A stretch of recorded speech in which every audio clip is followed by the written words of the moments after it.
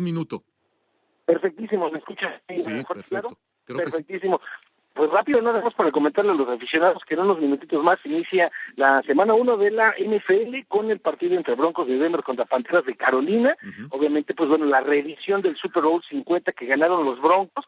A algunos no les gusta llamarlo revancha porque, bueno, no se está jugando el campeonato, pero yo creo que es muy importante porque, pues es el primer partido donde obviamente Cam Newton va a querer abollarle la corona a los Broncos que ya no tienen a Peyton Manning, a nuestros amigos obviamente de ahí de Boca del León, recordar, bueno, los Rams van a enfrentar a San Francisco el día lunes, va a ser lunes por la noche, yo creo que van a ganar los Rams. Oakland va a enfrentar a Kansas City, yo me voy con los Raiders, y bueno, San Diego creo que se tardó mucho tiempo en firmar, preocuparse con Jay Bosa, y van a perder contra Kansas City. Entonces, no, Raiders va contra Santos, yo creo que va a ganar los Raiders, y el partido entonces de San Diego contra Kansas City se lo va a llevar los Jefes. Entonces, estaremos platicando obviamente la próxima semana cómo le fue, y ayer Giovanni Dos Santos con el Galaxy de Los Ángeles, 2 golecitos, ya lleva 18 con la playera de el Galaxy, que por cierto anunció el regreso de Landon Donovan. Qué bueno, ya nos tenemos que ir.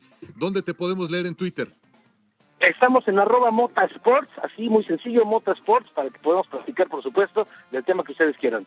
Que estés muy bien, buenas tardes. Un También a abrazo. usted muchas gracias por escuchar.